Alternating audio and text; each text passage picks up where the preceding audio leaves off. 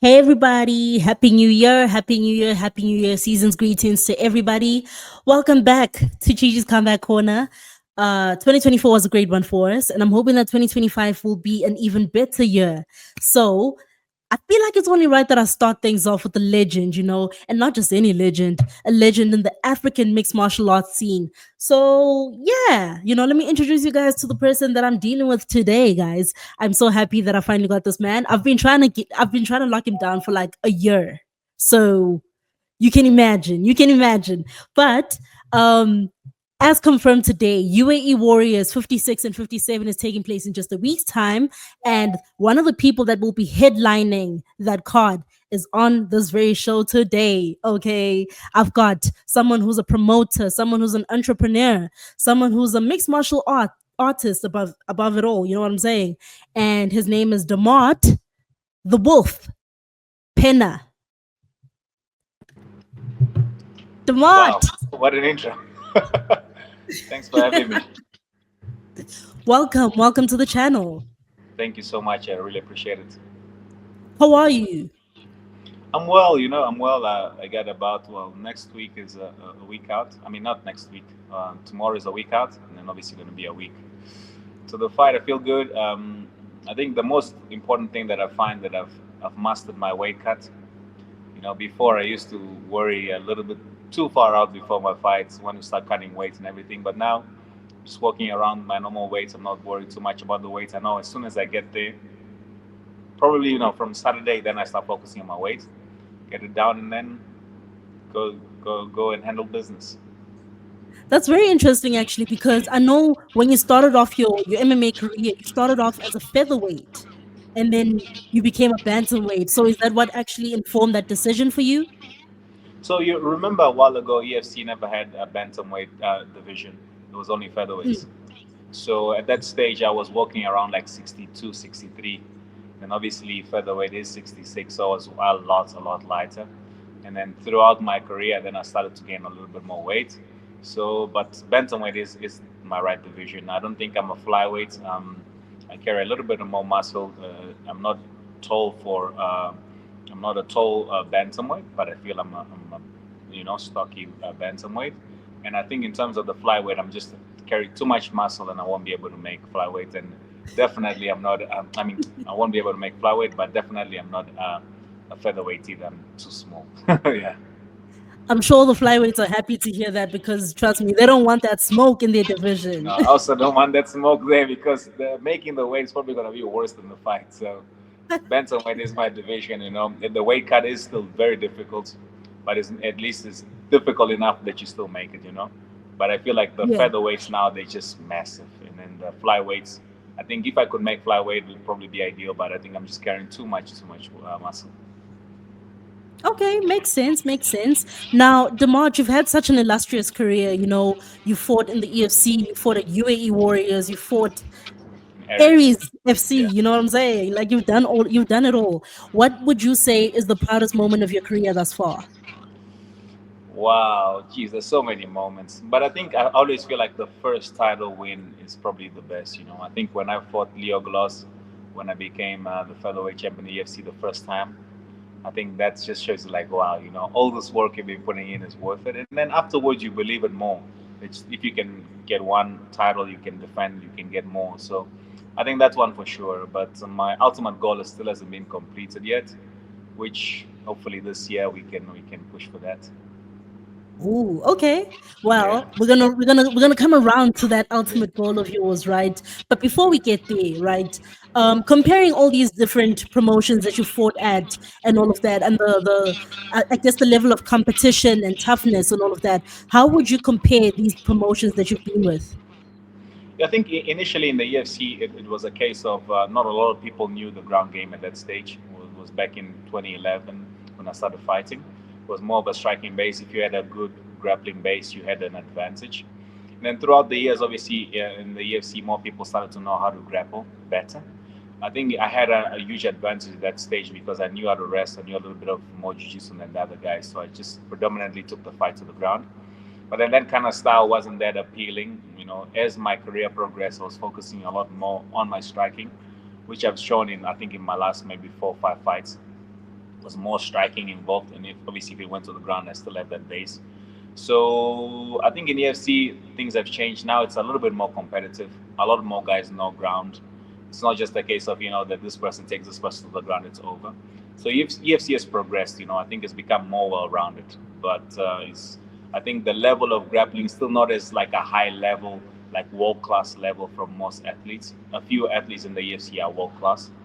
But if you go to France, the guys are very competitive there. Deep, okayish ground game as well. Decent strikers. The level of competition obviously is a lot higher in ARES because you're not just fighting guys. You're fighting guys that have been competing in the amateur scene for a long time. They have a lot of experience as amateurs and also well experienced in as pros. They've traveled. They've trained many different places. And then in the UAE as well now, I mean, the guy that I'm fighting is a guy that's from TriStar Gym. We see one of the MMA legends is trained there, GSP. He's trained with a lot of other UFC fighters. So I'm fighting against a higher level fighter, in another timeline, he could have fought in the UFC with different opportunities. He's a tough guy. So I think the level, obviously, of my competition has gotten better and better. So I'm actually glad that I'm able to show that I can not just win in the EFC. I can win in France, I can win in the UAE, and eventually in the UFC. So with that said, then you don't see yourself ever coming back to the African continent, perhaps say like with EFC, or maybe even taking up to African Knockout there in Nigeria. All honest truth, I love EFC. I feel like my time there has lapsed. I mean, I'm undefeated in EFC, multiple division champion, multiple defenses. I mean, I think me going back to EFC will only tarnish my legacy because I've done everything there that I could have done. Ideally, I wouldn't want to go back to the EFC, honestly. That's why even for ARES, they actually offered me a title fight for Feb. But I thought, you know what, focusing in UAE is a different thing now. Like I was champion there, I defended the title. Maybe I need to do something more in another promotion. But my ultimate goal is obviously to fight in the UFC. That's what I'm pushing for. And then hopefully after this fight, I want to go to America. I want to go train there, interact myself in that space, and I just keep pushing that, and eventually it will happen. Okay, now it sounds really good. And I was actually going to ask what happened to that ARES FC fight because I remember you had spoken about that opportunity coming up, but then as you're saying right now, then it is one of those things where you decided to ultimately take a different route. So we totally get that. But something that a lot of people might not know about you is that you were actually one of the big dogs, if you will, right behind the ACE FC Yeah, promotion yeah. that actually started up last year. So tell us a little bit about that and like what's going on with that. Is it an update with ACE FC or what's going on? So the thing with ACE, we started really, really big. We were having it in EFC. I think we're a little bit, after the success of the first one, I think there was a lot of people that were like, whoa, what's going on here? I think we underestimated these guys. So, and then because of that, our costs went up. The venue, they charged us like almost double, So there was a lot of difficulty involved in terms of us maintaining the event for a long time. So, and then we wanted to do it in the EFC because we wanted to build the amateur scene, but in that scenario where it's like where all the professionals are finding here, given that opportunity already, so when they do compete in the EFC, they're not like as nervous. I think we're gonna do that. We needed a little bit more of like a leeway from EFC, not like come back to us so aggressive, especially after the first event. I think they didn't expect it to be that successful, and they were just charging us way too much to have the event there. It wasn't sustainable. Our ultimate goal is to have ACE now in other African countries. That's the next goal. I feel like here in South Africa, I think we were a little bit, we got too big too fast, and then we not appreciated as much, and then we were paying exorbitant prices to have the event. So the ultimate goal, hopefully, we wanted to have it in Ghana first, and then I think now April we might have it in Angola for the next one. So we wanted to broaden up a little bit more, and we also wanted to start implementing smaller shows in South Africa where we don't have to pay so much for the venue. Hopefully in March we can have. First, we're gonna start having ACE like small, like maybe just a white collar or maybe just MMA, and then we have the big events where we're gonna mix everything together. But at the end of the day, we needed a little bit more time to grow. But after the success of it, some people thought, you know what, this is not we shouldn't give these guys too much leeway, and they become too big, and then they don't need us anymore. So I think that's why we're just taking a little bit of our time, and then we're gonna come back stronger. Now, Demart, I remember when you and I spoke about it at the time, right? One of the things that piqued my interest, or like rather that captivated me, was the fact that instead of it just being a straightforward MMA promotion, this was going to be following a format similar to that of one championship, right? Where, there's the Muay Thai factor, there's the kickboxing, all of that. So, is that still a thing that we can expect from ACE as 2025 kicks off? Absolutely. I think the biggest shows we're gonna do that, we're gonna mix everything together, and then we're also gonna have smaller shows where we don't pay so much for the venue. It will allow us to grow, and then only have maybe like a Muay Thai or just kickboxing or just a white collar and the sort. So I think we're trying to do that so that when we have the bigger shows, at least we can have all different fighting styles in one event, and it does work well. You know, the people, you do get enthusiasts more for grappling. You do get guys that only love Muay Thai, so we can have a broad fan base coming to watch the show. So I think we're just gonna start having smaller shows, only one specific martial arts, and then we have the bigger shows where we mix everything together. Ah, got you. Okay. Well, in the background, I'm seeing the Fight City gym logo. And I did mention in your intro that you are also an entrepreneur. That is one of your avenues in this life. You have opened up your own gym, and we see that every day you're hard at work. You are leading by example. How does that like factor into your preparation as a fighter? But also how has that changed you just to have your own business that's especially in this industry? I think that the reality is that this sport is very difficult to make a living. Especially in Africa, right? Because you need quite a bit of a backing as an amateur, even more so as a pro. So you need to always find different avenues to make money out of the sport outside of just the fighting.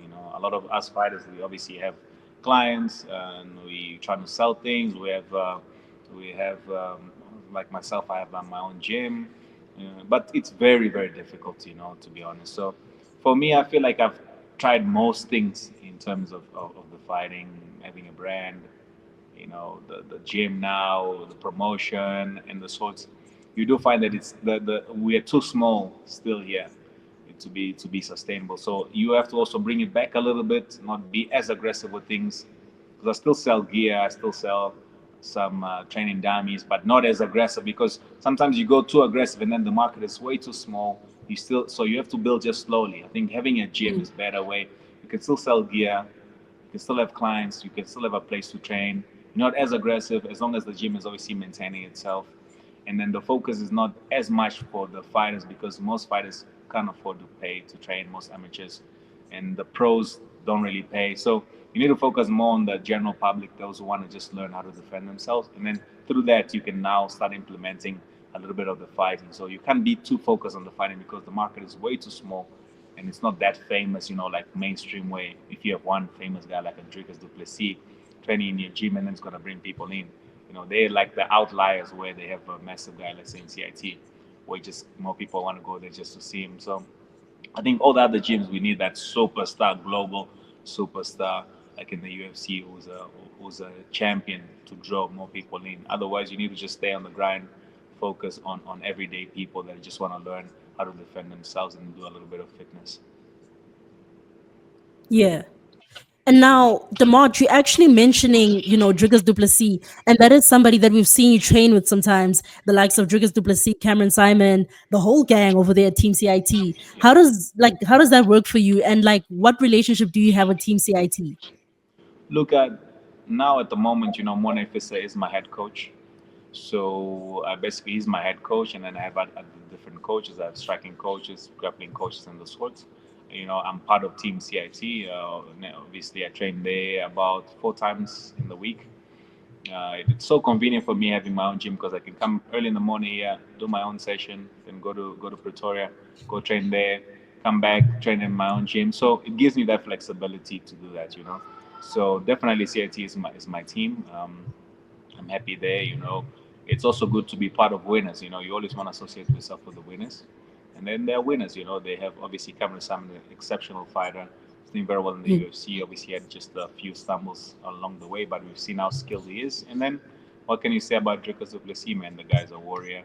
is represented not just South Africa but African MMA, in the global stage, and it's an inspiration for all of us, And then we're not gonna sit here and lie, We want to get to that level because he is honestly the guy that's changed his whole life because of fighting, Got in the highest level and then he's actually gotten to become a champion. And it's an inspiration that we every day we're striving for. And we believe we just need the opportunity and then we can also achieve that. Okay. And now I want to ask you, right? You have been vocal about wanting greater recognition from the Angolan government, right? And we saw this especially with your last, well, actually, it was your debut UAE Warriors fight, where after the fight you grabbed the mic and in Portuguese you were basically calling out the government and asking for them to recognize you in the same way that they recognize other sports people, right? So how did that go? And do you feel as though now you've gotten what you wanted? And also, like, do you feel like they could be doing more to recognize more Angolan mixed martial artists? So I think the issue for my case specifically is that my family was quite involved in the Civil War. So my grandfather was actually the rebel leader, which was Jonas Savimbi, right? And then he was fighting against the current government, So it was UNITA fighting against MPLA after the Portuguese, after our independence. So my family was quite involved. All my relatives, my dad was the general in the army, of the guerrilla war, in the guerrilla war. So I'm quite involved in that. And then through that, because of my lineage and my Angolan past, I've had obviously a lot of discrimination because of who I am and where I come from. That's why there hasn't been that kind of recognition. And throughout the years, obviously, we got a new president. I feel that it's time to forget that because I'm not going there talking politics or anything like that. I'm just going there representing my country because I want us to win. So after I did that, that video went viral. A lot of Angolans saw it. Most people liked it, some didn't like it. But yeah, I'm just like Chi, in Angola, there's a lot of athletes that win competitions that are not even in the global stage like I do, and then they get in cars, houses, money, and then every time I've been winning nothing. You know what I mean? It's like you just you're just part of a family or part of a group of people that they are just there. They want you to just be there, but they don't really want you to make noise. And then for me, I mean, I've been winning since 2011. I was champion. They've Mm. only showed my fight in 2014 in Angola. Before, they've never used to show anything. They never used to show me on TV or the newspapers. After some time, people were like saying, you know what, we have an Angolan, he's winning. How come you don't see this guy? So then they obviously people realize, okay, no, this guy's part of like this family where, part of the war and everything like that. But at the end of the day, those things are over. We want a better life for all of us. Those who are Mm. politicians are politicians. I'm an Angolan. I don't really care about politics. I lost my dad and my mom and other people because of this. I don't really care about that. I wanna make sure I give a good life to my family. I wanna be an inspiration to other Angolans, and whoever's in power is in power. But at least help those who are putting the flag up. So afterwards, I actually did meet the president. After some time of convincing and whatever, I met him and I obviously said my concerns. As an Angolan, this is what I'm needing. I'm needing help because it's not easy to be able to have 3 4 coaches in a day, paying them 350, 400, sometimes 500 rand a session. Your whole camp, you're spending like 40, 50,000 rand if you really want to have a good camp where you have an oxygen chamber, making sure you go to a physio or then you go massage 3 4 times a week. It's like it's so if you want to be at the top level, you need to sacrifice so much and financially as well. And then if we want other Angolans to be able to become world champions and myself to still be an inspiration to others, they need to help me. Because what's the point of me winning? It's like, oh, Angola, Angola. Then if you lose, it's like, So at least help me. Let's allow me to be able to do that. And it's a new year. We've sent the letters that were supposed to be sent. So now we're waiting for better results. And I believe eventually, there'll be more help. And then for myself to do more and inspire more. And then just keep growing. Well, fingers crossed that that actually does work out.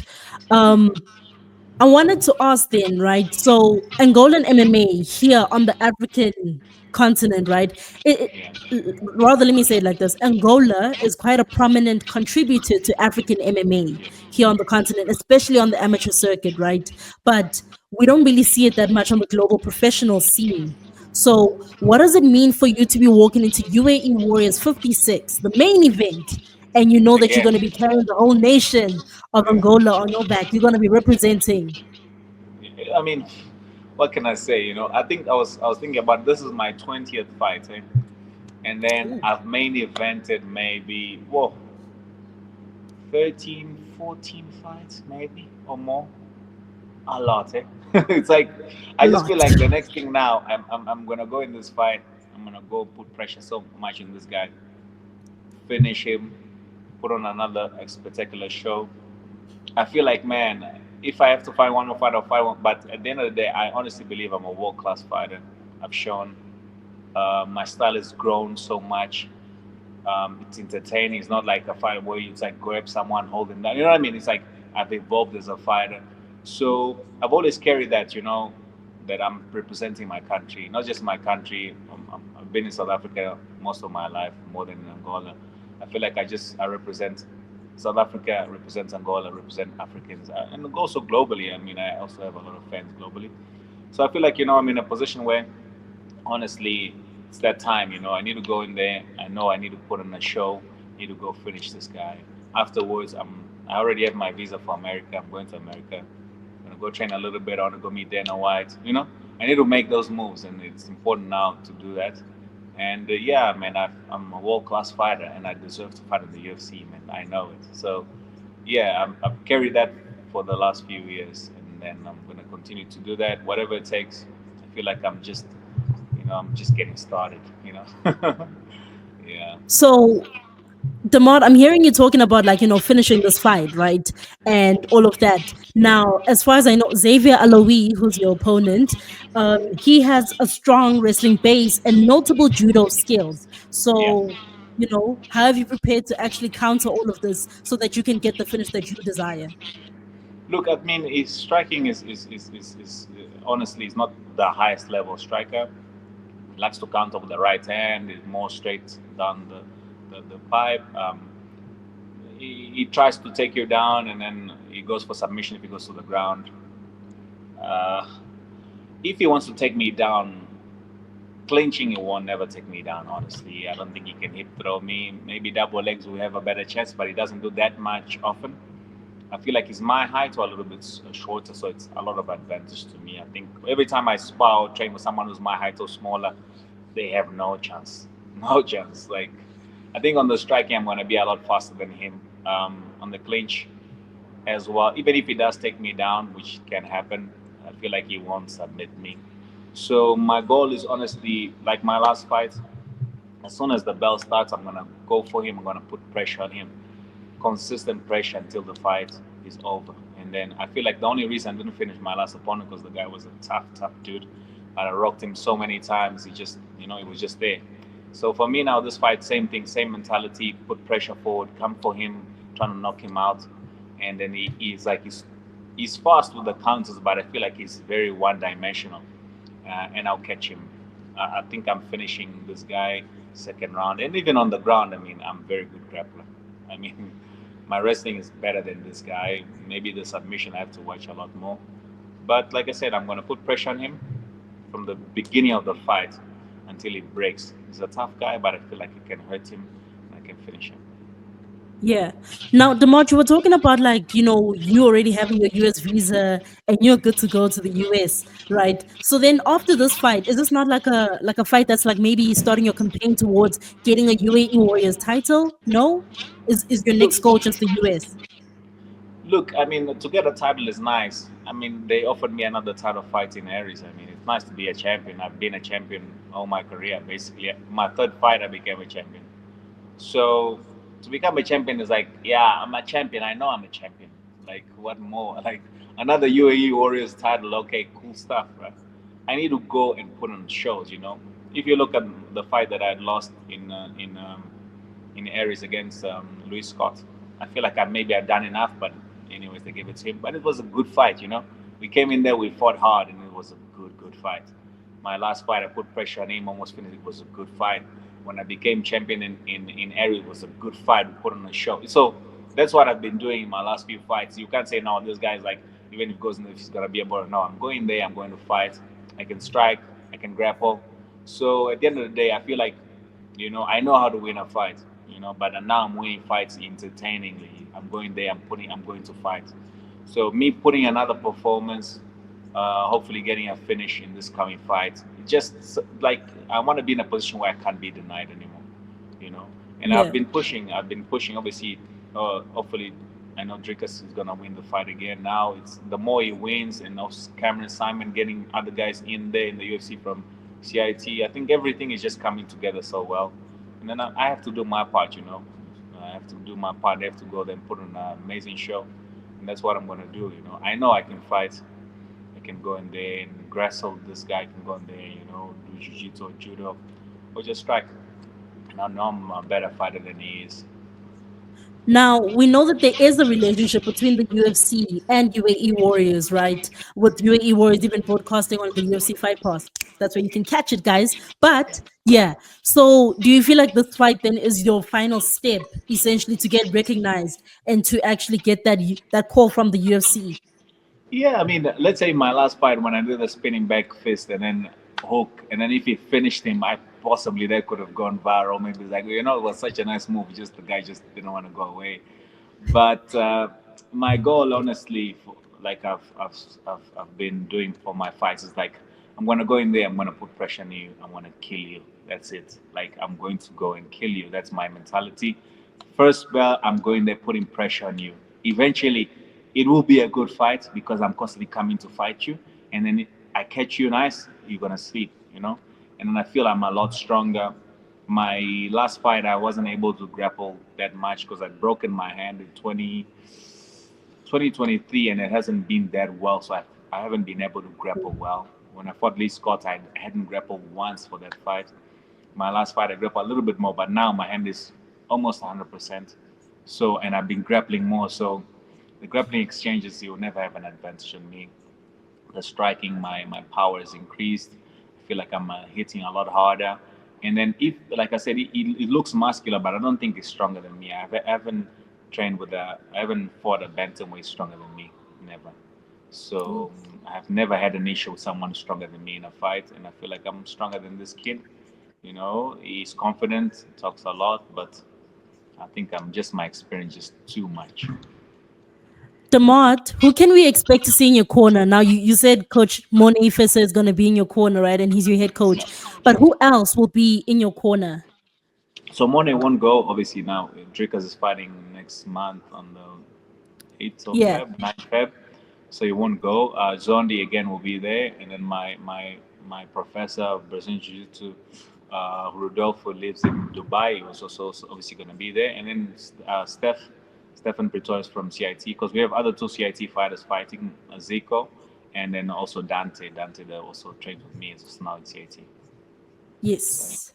yeah. So Morne Okay. Morne for now. When I'm in the UFC, he's gonna be in my corner.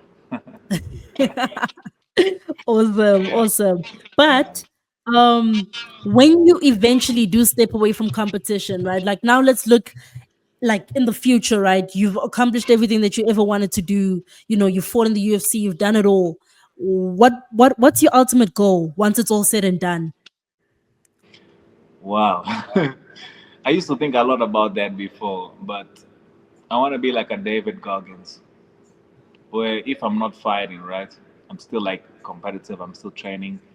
Do like, obstacle course competition, like what's it called? That race, I forgot. How can I forget? Warrior race, that kind of stuff. I still want to be competitive in a certain space, but obviously I'm always going to be training. I love martial arts. I love training. For me, the fighting is just business. It's a fight. But I love training. I love being competitive.